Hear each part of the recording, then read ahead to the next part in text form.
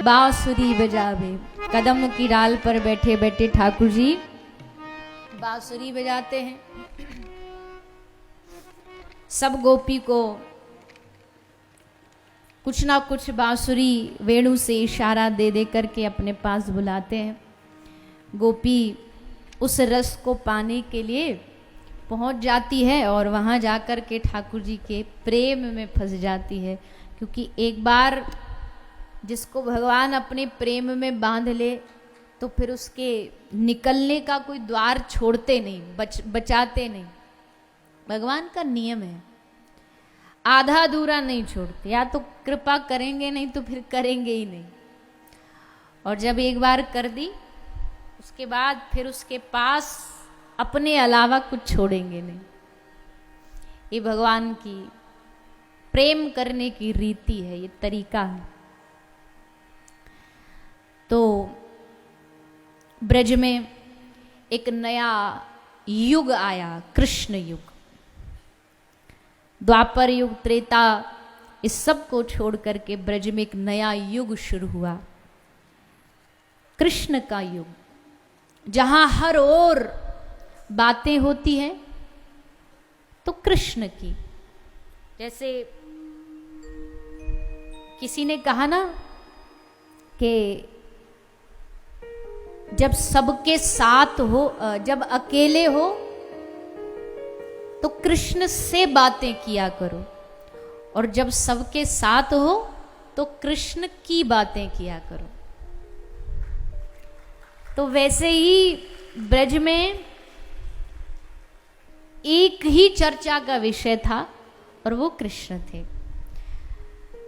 जब कृष्ण सुबह गैया चराने चले जाते, शाम को वापस आते थे। पूरा दिन तो गाय चराने की ड्यूटी करते थे, तो दिन में फिर क्या करती थी गोपियां? दिन में भी इनके पास यही काम था, बैठो और कृष्ण की चर्चा करो, कृष्ण के स्वप्न की चर्चा करो। इस सपने में क्या क्या दिखा किस किस को। और देखो, जो आप दिन में करते हैं, जो आप दिन में व्यवहार करते हैं, वैसे ही आपको स्वप्न भी दिखता है। जिनसे आप मिलते हैं, जिनसे आपका संबंध होता है, वही सपने में दिखाई देते हैं। तो जब जो दिन भर कृष्ण की ही बातें कर रहा हो तो रात्रि में सपने में भी उसके कौन आता? कृष्ण आते। फिर दूसरे दिन गोपी इकट्ठे होके फिर आपस में बात करती, बताओ किसको क्या क्या दिखा।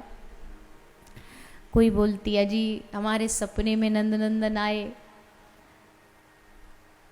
सखी सपने में आज अनोखी बात हो गई, मेरी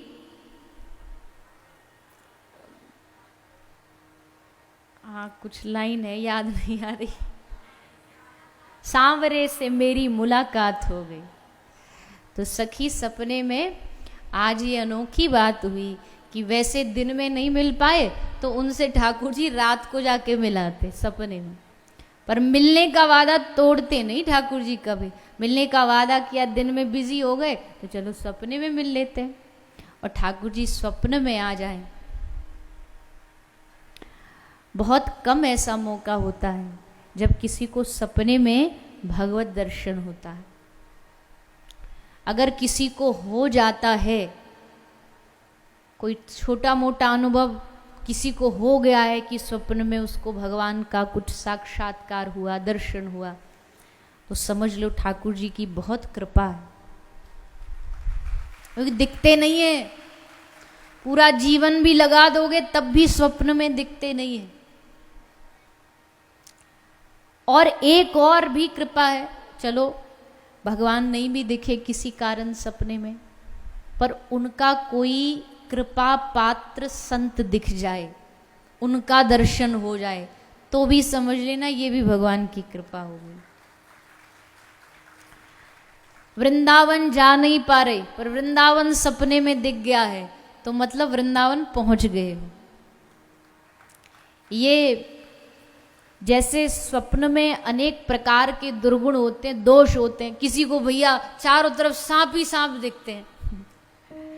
देखो हम तो कृष्ण को मानने वाले लोग हैं, हम ये सब ज़्यादा चीज़ों में मानते नहीं। कई लोग कहते सपने से हम बता देंगे कि तुम्हारे जीवन में क्या चल रहा है, और लोग हिसाब भी लगाते हैं। सपने में जूता दिखा तो ये मतलब है, रुपया दिखा तो ये मतलब है। अलग अलग सपने के भाव लोग बताते हैं और हमको तो उसकी जीरो भी नॉलेज नहीं है, पर इतना पक्का पता है कि भगवान से जुड़ी कोई चीज़ दिख पा रही है तो इसका मतलब है धीरे धीरे अब भगवान की कृपा हो रही है।